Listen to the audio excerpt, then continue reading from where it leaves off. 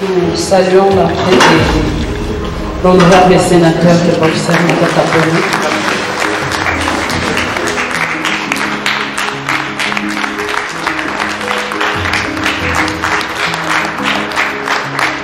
Je serai bref et je crois que les interventions des uns et des autres ce matin ont déjà parlé de certaines questions. Il y a peut-être juste l'introduction.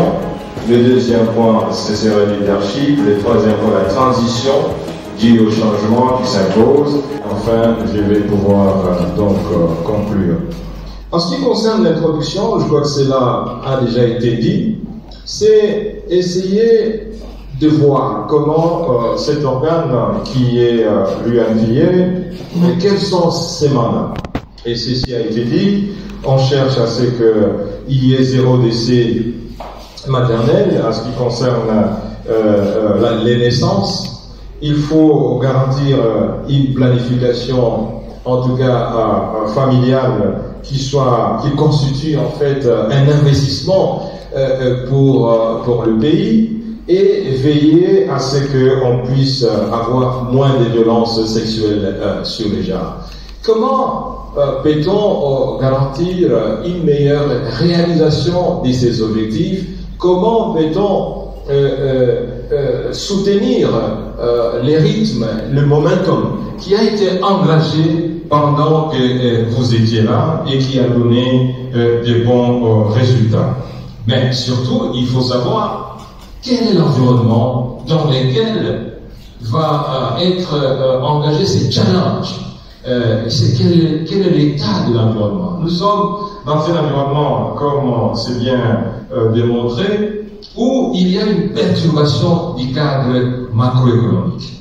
Le cadre macroéconomique est très mauvais, et vous savez, ceux qui sont le plus affectés par la détérioration du cadre macroéconomique, peut-être beaucoup de gens ne le savent pas, ce sont les plus faibles, ce sont les plus démunis, et qui sont en fait le partenaire immédiat des systèmes des Nations Unies, particulièrement de l'institution dans laquelle vous vous trouvez. Vous savez, avec la Covid, près de 80% des structures ont été affectées. Tout le monde le sait. Et les répercussions sont très néfastes. Prenons l'exemple, beaucoup d'employés qui travaillaient et dont les entreprises n'ont pas pu continuer de fonctionner, n'ont pas été payés. Prenons les cas d'une structure comme Transco, et qui est en train de mourir. Ça fait 7 mois que les agents n'ont pas été payés. Et si les gens ne sont pas payés pendant 7 mois, qu'est-ce qui va se passer? Une entreprise comme Congo Ouest, 3 mois d'impaiement des salaires. Les députés provinciaux, 7 mois d'impaiement des salaires. Et comment vous pouvez être député, représenter le peuple, et ces 7 mois vous n'êtes pas payé? Et donc, les conditions dans lesquelles vous êtes appelés à évoluer et sont très élevées, et il en va de soi, dans un tel environnement, les conditions de travail pour vous, des Nations Unies, des Europe, et les challenges s'accroissent. Parce que les violences sexuelles augmentent, la problématique de la planification familiale aussi augmente, la gestion de l'équivalence du genre augmente. Et donc, je pense, docteur, vous partez, mais les challenges s'accroissent, d'où la nécessité d'un leadership de qualité, un leadership fort, pour pouvoir non seulement maintenir l'élan, les momentum, mais aussi pour pouvoir bien gérer les prochains défis qui sont énormes. Et là, c'est important, et je vous remercie pour avoir vraiment axé ces forums sur le leadership. C'est un thème qui me passionne depuis que j'ai quitté la primature, tout simplement parce que j'ai réalisé, après examen scientifique des 3 mandats que j'ai exercés comme directeur général du BCECO, qui était la plus grande agence de gestion des fonds publics, jusqu'à près de 3 milliards de dollars américains, financés par la Banque mondiale, la Banque africaine de développement, l'Union européenne, ainsi que d'autres partenaires. Après avoir été ministre des Finances pendant près de 10 ans et demi, après avoir été Premier ministre pendant près de 5 ans, j'ai réalisé que la clé de la réussite, la clé du progrès, que ce soit au niveau public, au niveau privé, au niveau international, au niveau familial, au niveau individuel, c'est le leadership et la bonne gouvernance. Voilà un point entrée. Et ceci explique pourquoi certains pays sont développés et les autres ne le sont jamais ou ne le seront jamais. Haïti, ça fait 220 ans qu'ils sont indépendants et Haïti ressemble toujours comme un village. Et c'est pas seulement Haïti, le Libéria, ça fait 200 ans qu'ils sont indépendants. Et donc, pour dire, c'est pas l'indépendance qui amène le développement, c'est pas l'indépendance qui amène le progrès. Il faut se méfier. Un Congolais indépendant en 1960 avait un revenu moyen annuel de 1000 $. 60 ans après, un Congolais moyen a un revenu de 435 $. Donc, l'indépendance politique n'a rien amené. Et donc, les leadership, c'est très important. Mais quels sont les fondements des leadership? D'abord, et ça a été dit ici, la vision. Mais il faut que cette vision soit grande. Il ne faut pas une petite vision. Le rêve doit être grand. Si vous visez une étoile, vous allez au moins arriver à la Lune. Mais la Lune n'est pas prête. Mais si vous ne visez que le sommet d'une montagne, mais vous n'arriverez pas là. Il faut rêver grand. Il faut une vision grande. Ça, c'est le secret, l'un des points de départ du leadership. Deuxièmement, le leadership veille sur les objectifs. Ceci aussi a été dit ici. Je vis un cercle vision, je vis un autre cercle mission. Mission, c'est un peu les objectifs. Il y a des objectifs globaux, il y a des objectifs intermédiaires. Le leadership, avec les objectifs, permet à son rêve de visualiser ce que vous avez rêvé. Parce que le rêve, il est vaste, il est imprécis. Mais le rêve, il est motivateur. Le rêve, il est motivateur.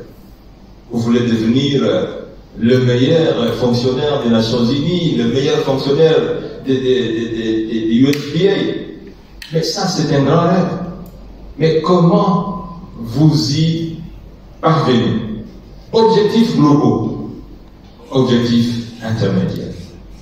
Et ça vous permet à ce moment-là de pouvoir fixer. Vous voulez devenir le patron des UNFPA. Comment vous allez y arriver sans avoir étudié? Donc c'est un objectif intermédiaire. Sans avoir été même le représentant résident. C'est aussi un objectif intermédiaire. Sans avoir été adjoint aux Nations Unies. Bref, il faut que vous ayez tracé. Vous voulez devenir professeur d'université. Mais on ne termine pas et les études, on devient professeur d'université. Vous avez licencié, mais vous devez avoir distingué. Des distinctions. C'est un objectif intermédiaire. Faire un diplôme de DA et le réussir. C'est un objectif intermédiaire. Et faire une thèse de doctorat. Et puis après, on devient professeur. Et ça, c'est très important parce que le rêve de devenir enseignant, s'il n'est pas segmenté en objectifs globaux et en objectifs intermédiaires, il ne sera jamais réalisé. Un rêve qui n'arrive jamais à se matérialiser n'est jamais un bon rêve. Une vision qui ne se matérialise pas n'est jamais une bonne vision. Et pour ça, au-delà de la fixation des objectifs globaux, des objectifs intermédiaires, le leadership impose que vous ayez la méthode et les techniques. La méthode et les techniques. Chers amis, vous voulez devenir professeur, un grand professeur d'université, c'est très bien. Vous savez qu'il faut avoir des meilleures études avec distinction et avoir terminé son diplôme des DA, dans une thèse de doctorat, mais quelles sont les méthodes? Quelles sont les techniques? La méthode, c'est la cohérence, c'est la logique. Toute chose restant égale par ailleurs, si la même logique, la même cohérence est prise par les citoyens A, les citoyens B, les citoyens C, ils arrivent au même résultat. Beaucoup de gens s'étonnent, il est avec un ami toute la journée, il se promène, il danse et tout ça. Le lendemain, il voit que son ami a réussi à l'examen. Lui, il est arrivé, il a passé toute sa nuit à dormir, à ronfler, alors que son ami, quand ils ont terminé, il est venu, il a pris un bain froid et il a commencé à travailler jusqu'au petit matin. Il se présente à l'examen, il réussit, il a dit comment? Mais on était avec vous toute la journée en train de danser, mais vous avez réussi. Il dit, ah bon, qu'est-ce que vous avez? Oh non, après je suis venu dormir, je me suis levé à 6 h du matin. Il dit non, ce n'est pas ça la méthode. Parce que si vous n'avez pas étudié, vous ne pouvez pas réussir. Des chrétiens, la même chose. L'un passe toute la nuit en train de prier pour que Dieu opère des miracles à l'examen. L'autre, il a passé une prière de quelques minutes et après, il a commencé à travailler. Le lendemain, celui qui a passé toute la nuit à prier échoue et il dit que Dieu est mauvais. Non, la méthode n'était pas bonne. Il y a le capitalisme, il y a le socialisme. C'est le même, c'est le modèle qui vous montre que la méthode est importante. Ici, on vous dit c'est le secteur privé qui amène à la richesse. Ici, on vous dit non, c'est tout le monde, c'est l'État, ainsi de suite. Et après, on voit que les États-Unis sont la plus grande puissance du monde et peuvent même sanctionner l'URSS. La méthode. Parce que aujourd'hui, la méthode appliquée par les États-Unis, c'est-à-dire le capitalisme, les a amenés à être plus riches que les Russes qui ont appliqué le socialisme et le communisme. Et c'était aussi une méthode. Mais aujourd'hui, ils n'ont pas les moyens. C'est ainsi que Poutine peut siéger avec les Ramaphosa, avec le président indien et tout ça. Et tandis que Trump peut siéger avec le président français, la Grande-Bretagne, et ils peuvent sanctionner la Russie. C'est la méthode. Quelle méthode vous appliquez? Un leader doit toujours savoir quelle est la méthode. Après, il y a les techniques. Technique, c'est la mise en œuvre de la méthode. Les savoir-faire. Qu'est-ce qu'il faut pour que la vision, les objectifs globaux, intermédiaires, la méthode que vous voyez, vous conduise au résultat. Et ça, c'est très important. Et là, vous trouvez notamment, par exemple, le suivi et évaluation. J'ai été directeur général du DECECO et donc j'étais associé d'une manière indirecte au staff de la Banque mondiale parce que j'étais payé par la Banque mondiale. Et ce qui m'a beaucoup marqué, c'est le suivi et évaluation. Lorsque vous faites une réunion aujourd'hui et qu'il y a des recommandations qui ont été prises, la prochaine réunion commence par l'évaluation des recommandations qui ont été prises la fois passée. Et ça m'a beaucoup marqué. Tandis que chez nous, dans le pays en développement, quand la réunion est terminée, les décisions ont été prises, les recommandations ont été faites et on met ça au frigo. Et la prochaine réunion, on commence par traiter le même sujet pour avoir les mêmes décisions, les mêmes recommandations et on ne se pose pas la question qu'est-ce qui a été pris comme décision la fois passée. Conclusion, vous ne savez pas avancer. Et ça m'a permis de mettre notamment en œuvre la méthode de suivi et d'évaluation quand j'étais Premier ministre, ce qu'on appelait la troïka stratégique. Cette réunion qui se tenait chaque lundi, parfois à 6 h, parfois à 5 h du matin, avait pour mission de pouvoir atteindre les résultats, rien que les résultats. Et chaque personne qui participait à cette réunion savait que, première chose, évaluation. Et chacun d'entre nous, y compris moi-même, parce qu'il y avait des décisions qui devaient être appliquées par le Premier ministre, moi-même je devais rendre compte. Et les taux d'exécution devaient être au moins de 90%. Ce qui fait que les dimanches, les samedis, tout le monde devait travailler pour que quand il présente ces résultats, il dit voilà, j'ai soit réalisé les 100%, soit j'ai réalisé au moins les 90%. Et si vous n'avez pas réalisé ça, vous avez des problèmes à faire non pas avec Matata, mais avec la République. Conséquence, c'est qu'on a fait beaucoup de choses parce que les résultats excellents, c'est la sommation des petits résultats. Il n'y a pas de grands résultats.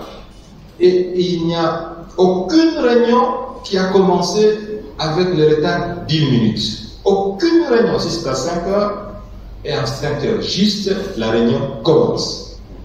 Si c'est à 7 heures, à 7 heures, la réunion commence. Et aucune réunion ne s'est terminée avec un retard de 10 minutes. C'est 60 minutes, c'est à 6 heures, on a fait 60 minutes et la réunion s'est terminée. De manière à ce que tous ceux qui participent à ces réunions savent qu'ils peuvent manager leur temps tout en sachant que quand on commence à 5 heures, c'est à 5 heures et on termine à 6 heures, c'est à 6 heures. Et cette réunion pouvait se tenir soit à Kinshasa, soit à l'extérieur du pays, soit à l'intérieur du pays. Il n'y avait pas de contraintes, même si on se déplace, ceux qui participent à la réunion savent que quoi qu'il en coûte, la réunion aura lieu. Pas de problème de pluie, pas de problème de tempête, pas de problème de chaleur, la réunion doit avoir. Voilà ce qui conduit au résultat. Les résultats, c'est ce qui inspire le respect, chers amis. Un management, un leadership sans résultat, c'est un leadership qui ne vaut pas la peine. Moi, je remercie le Dr Senel parce qu'aujourd'hui, vous partez et vous avez reçu les résultats. Nous avons entendu tout le monde parler, moi-même j'ai lu les documents. Les résultats, c'est ce qui compte. Et les résultats, c'est ce qui obtient le respect. Le respect fait partie des éléments de leadership. Qu'est-ce que vous avez produit? Quelle est la qualité de ce que vous avez produit? Et c'est ça qui fait la différence entre leadership et management. Management, c'est la gestion, c'est la mise en œuvre des objectifs, du programme. Le management, c'est un peu la routine. Le management, c'est la recherche des résultats. Dit bon, voilà, monsieur, vous devez atteindre tel résultat, voilà votre prime de performance. Et quelqu'un, il se bat, il recherche les résultats.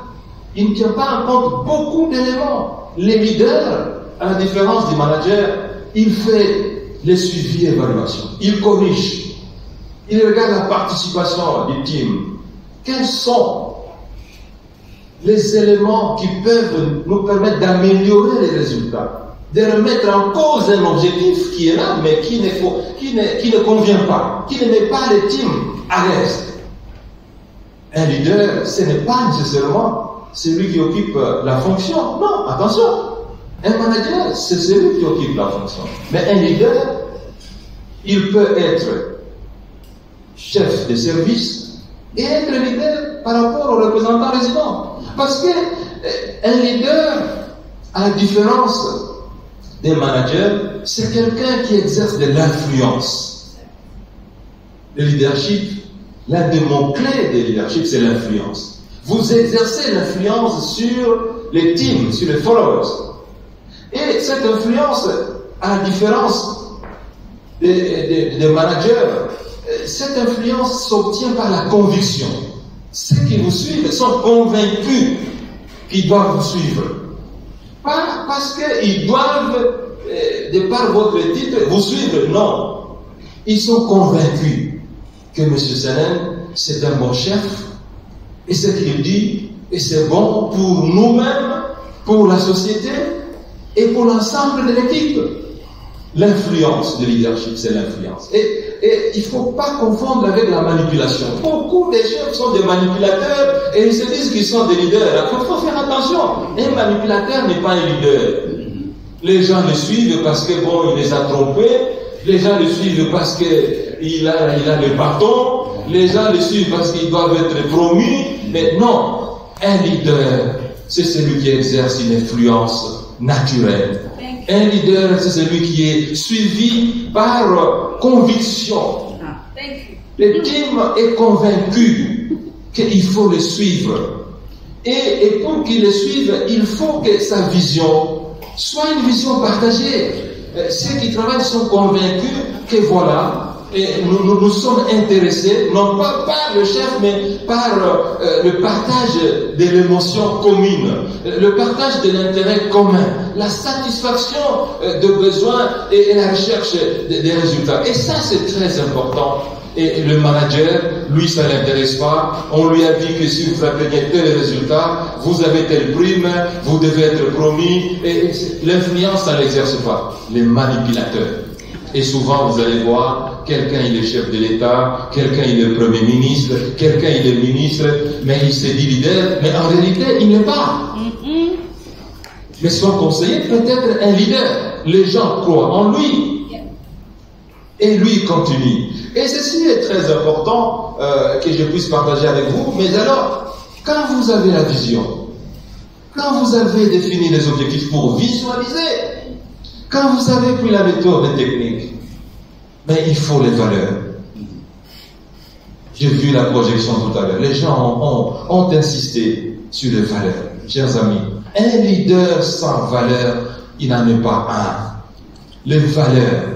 Un leader, c'est un rôle modèle. C'est une référence. Les gens veulent se comparer à lui. Les gens veulent devenir comme lui, comme Dr Sennen. Et les gens disent, bon, moi je voudrais faire comme Dr Sennen. Voilà. Là où commencent les valeurs, les values. Un leader, c'est quelqu'un qui est constant. Et il ne change pas du jour au lendemain. Aujourd'hui, il est caméléon. Demain, il devient zèbre. Après-demain, il devient léopard. Non, ça, ce n'est pas un leader. Un leader doit avoir une définition. Un leader doit savoir travailler dur. Hard work. Il doit travailler dur. Parce qu'il n'y a que le travail qui produit du bon résultat. Un leader doit être très constant, et la constance et la consistance. Il faut ce qu'il fait soit dense. Il ne faut pas, et on l'a dit ici, la recherche de l'excellence. La recherche de l'excellence se trouve dans la densité. Ce que vous faites doit être total. Pour produire un résultat de qualité, il faut que ça soit dense. Il faut que ça soit global, globalisant. Le sacrifice. Et pour ça, il faut le sacrifice. Mes chers amis, un leader qui ne fait pas de sacrifice n'en est pas un. Le sacrifice. Le sacrifice, ce n'est pas seulement tuer quelqu'un ou tuer une chèvre, comme on l'a dit dans l'exemple de la Bible, un mouton. Non. Les sacrifices, c'est-à-dire lorsque vous pouvez mettre entre parenthèses certains de vos propres intérêts au profit de l'intérêt de la majorité. Ça, c'est le sacrifice. Et c'est l'exemple d'un général. Il est dans le champ d'action, à l'heure de repas, le général laisse tous les militaires se servir. Et quand il vient se servir, la nourriture est terminée. C'est un général américain qui était au front. Et quand il arrive, les servants lui disent, monsieur le général, il n'y a plus rien à manger. Il rentre avec son assiette, il se met au fond, et plusieurs des militaires viennent lui donner une partie de leur nourriture. C'est-à-dire, ils sont convaincus que le général fait partie de l'équipe. Le général fait partie de leur émotion. Le général fait partie de leur sens de travail et d'action. Et donc, un leader doit avoir aussi le sens du sacrifice. C'est très important. Et si vous êtes là pour vos propres intérêts, ça va vite se savoir. Et personne ne va vous suivre, quel que soit le bâton que vous pouvez avoir. Un leader de courage. On va parler du courage ici. Et des risques, ça va de pair. Lorsque le leader ne sait pas prendre les risques, par exemple de dire non, il y a des leaders qui sont des oui-oui, c'est attention, un leader, c'est quelqu'un qui sait dire non. Un leader doit prendre des risques. Il n'y a rien qui se fait sans risque, chers amis. Ça, c'est très important que vous le sachiez. Quand j'étais Premier ministre, j'ai initié la bancarisation. La bancarisation servait à pouvoir payer tous les agents de l'État par la banque. Il y a beaucoup d'agents qui perdaient de l'argent. Ils n'avaient jamais la totalité de leur salaire. Je me rappelle toujours de cette maman qui est arrivée à la banque Access Bank. On l'appelle, elle va au guichet, on lui donne son argent. Imaginez-vous combien touche une maman fonctionnaire de l'État. Prenons environ, à l'époque, $100, l'équivalent de $100. Et le caissier lui remet $100. La maman refuse de toucher ça. Elle dit non, écoutez, cher fils, vous savez, moi je suis honnête, je ne veux pas être incarcéré, vous me donnez l'argent, ça ne convient pas. Moi je touche toujours $50. Il dit, maman, vous vous appelez comment? Elle donne son nom. Il dit, oui, mais ici je vois le listing, c'est votre argent $100. Il dit, non, mon fils, moi c'est $50. Et puis le caissier l'a convaincu que par le passé, $50 étaient subtilisés chaque mois, et qu'en réalité, c'est ça son vrai salaire. Maman a touché le salaire, et il s'est mis dans la salle d'accueil, et a commencé à pleurer. Il dit, mais ça fait combien d'années que j'ai commencé à travailler et je n'avais jamais touché mon salaire? Mais les militaires ont demandé à ce qu'ils ne soient pas bancarisés. Et j'ai reçu le message pour dire, M. Matata, si vous bancarisez l'armée, vous allez laisser votre peau, nous allons mettre cette ville à feu et à sang. J'ai dit, et qu'avec l'appui du président de l'époque, j'ai dit, Monsieur le Président, nous devons bancariser tout le monde, y compris l'armée. Dit, Monsieur le Premier ministre, allez-y. Et on a bancarisé l'armée. Et imaginez-vous que l'État perdait chaque mois l'équivalent de 10 millions de dollars américains qui allaient dans les poches de ceux qui assuraient manuellement la paix. Donc, il y a beaucoup d'éléments sur lesquels repose le leadership, la prise de risque, le courage, l'honnêteté, la constance, la consistance, les services. Chers amis, vous êtes leader, vous ne savez pas servir, vous ne savez pas donner. Il est plus facile à recevoir qu'à donner. L'un des mystères du leadership, c'est les services aux autres. Donner. Martin Luther King disait, tout le monde peut devenir leader parce que tout le monde a la capacité de donner. Martin Luther King. C'est même, vous avez cité l'un des grands leaders mondialement connus aussi, Nelson Mandela, Madiba. Madiba disait, tout le monde a la possibilité d'être leader parce que tout le monde a la possibilité de commencer ce que les gens disent c'est impossible de commencer. Ça c'est Mandela qui le disait. C'est impossible lorsque le leader n'a pas encore commencé. Les leaders, là où tout le monde dit c'est impossible, lui il commence. Et vous devez savoir, chers amis, le leadership va de pair avec les échecs. Mais pour un leader, chaque échec constitue une leçon pour s'améliorer.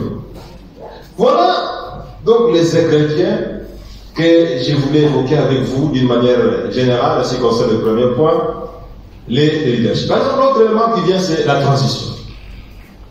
Il faut savoir que la transition, elle est inévitable, soit par des chocs exogènes, soit par des chocs endogènes, des révolutions, chocs exogènes, comme la pandémie. Qui a programmé la pandémie? Personne. La pandémie est arrivée, personne ne le savait, même si on dit qu'elle est chinoise. Bon, ça c'est le président Trump qui l'a dit.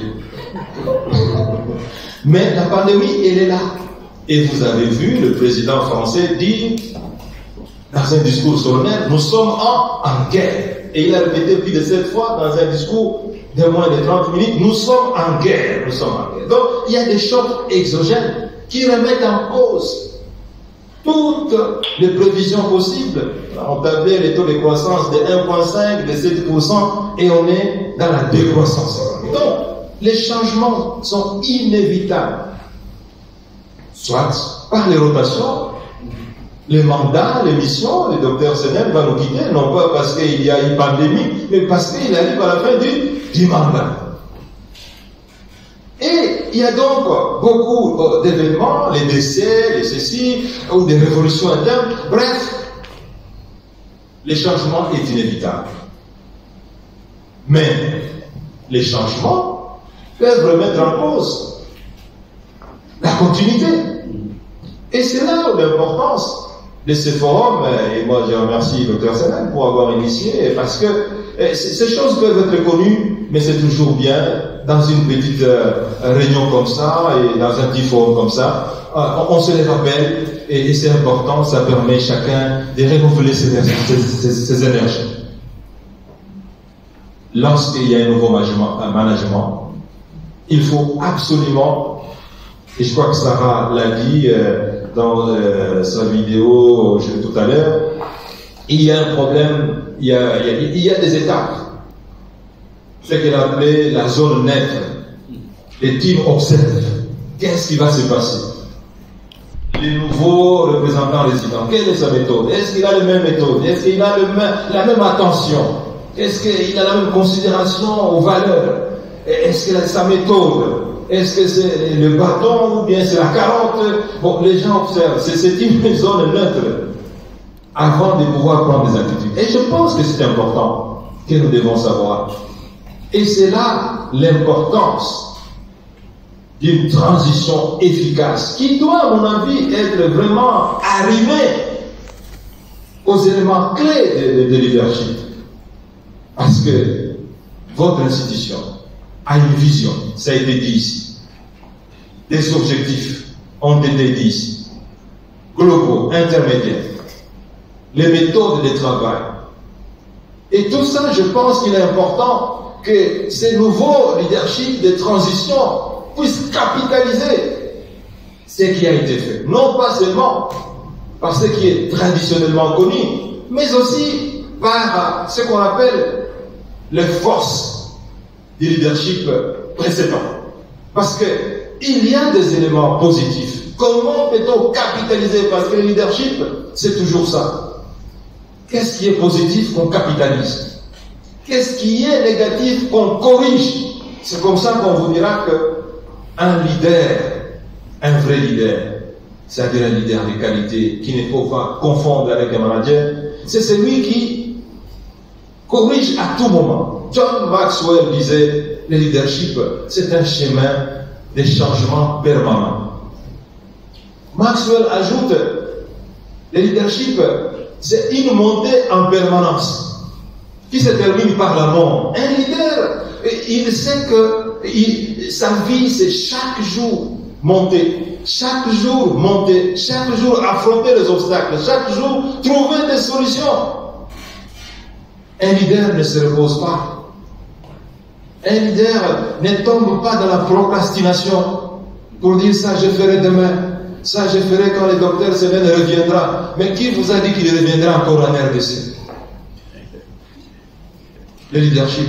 Donc, il faut absolument que les nouveaux représentants résidents puissent non seulement se focaliser sur les objectifs structurels de votre institution, mais qu'ils puissent aussi capitaliser les avantages et les côtés positifs et corriger les insuffisances du management précédent. Ça s'appelle leadership et non pas management. Parce que le management, c'est venir faire un peu les mimiques de ce qui est prescrit dans les textes. Non, ce sont les hommes qui font les institutions et non pas les institutions qui font les hommes. Ça, c'est très important. J'ai toujours donné l'exemple, on en a parlé d'ailleurs avec le docteur Senel. Quand nous avons créé le projet agricole Bukangalozo, c'était avec une vision de pouvoir mettre fin à la dépendance alimentaire. Mais c'est un projet révolutionnaire. Le leadership, généralement, n'est pas en harmonie avec le présent. Le leadership est en harmonie avec le futur. Et ce qui fait que le leadership peut être incompris par ceux qui ne voient que le présent, ils ne savent pas se projeter.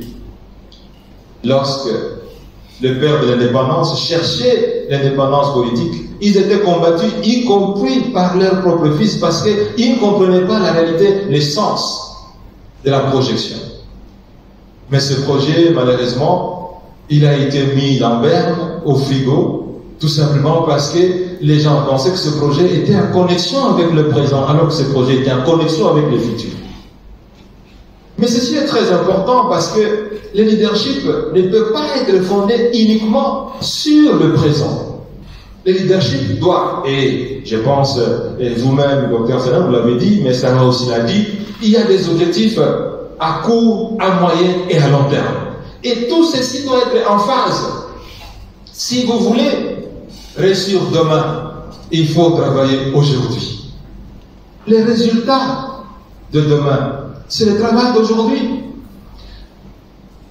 Miles Monroe disait, si vous voulez être exceptionnel, le travail que vous faites doit être exceptionnel. Il ne faut pas chercher des résultats exceptionnels avec les travaux que vous faites de manière ordinaire. C'est incompatible. Il n'y a pas de chance dans le leadership. Oprah, l'une des milliardaires noirs américaines, disait la chance n'existe pas dans le domaine du leadership. Et je pense, elle a presque raison, aussi pas totalement raison, parce que Winston Churchill disait aussi la chance n'existe qu'à 1%. Si 1% peut être comparé à 99%, je pense que du point de vue du leadership, la vérité c'est que ce n'est que le travail, et alors le travail basé sur les valeurs qui produit les résultats. L'ouvrage qui vient d'être publié par l'équipe que vous êtes aujourd'hui, c'est un ouvrage qui met en évidence le travail exceptionnel que vous avez battu comme équipe et qui vous met en évidence. Si vous n'aviez rien fait, vous n'alliez pas produire ce livre, parce que ce livre n'est que le résultat de ce que vous avez produit comme une équipe, n'est-ce pas? Et ceci est donc très important pour savoir si vous voulez produire quelque chose d'inoubliable, mais vous devez aussi fonctionner de manière exceptionnelle. Parce que, je l'ai toujours dit, si les docteurs Sénat et vous-même, vous vouliez travailler comme toutes les autres équipes de votre institution, mais jamais vous ne saurez être regardé de manière exceptionnelle, comme nous avons vu le témoignage d'une des représentantes régionales qui vous a félicité pour le travail exceptionnel que vous avez fait. Et donc, il faut absolument que vous sachiez que l'excellence a une contrepartie. Et la contrepartie, ça s'appelle un travail dense, un travail exceptionnel, un travail ardu, fondé sur des valeurs universelles. Quand certaines personnes à Kinshasa disent chancelo Kopamba, c'est-à-dire vous pouvez ne pas travailler mais vous allez réussir. Mais ça c'est la mythomanie. Ça c'est le fétichisme. Il n'existe pas le fétichisme dans le leadership. Le leadership c'est du concret. Et le leadership c'est le changement en permanence. Il n'y a pas de leadership lorsqu'il n'y a pas de changement. Et il n'y a pas de changement lorsqu'il n'y a pas auto-évaluation. Le leadership, c'est d'abord la guerre contre soi-même. Si vous voulez être le meilleur agent de l'UNFPA, vous devez d'abord vous battre contre vous-même. Il faut que vous soyez meilleur. Il faut que l'UNFPA soit en mesure de dire « je reçois le meilleur de telle personne ». Et donc, cette période est cruciale.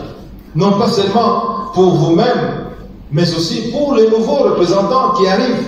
Mais vous, vous avez la chance d'avoir travaillé et avoir produit des résultats qui sont déjà acceptés, reconnus comme des bons résultats. Et donc, vous devez contribuer à ce que les nouveaux leaderships qui arrivent soient un leadership de qualité, de continuité, qui capitalise ce qui a été fait et qui essaie de corriger ce qui n'a pas été bien fait.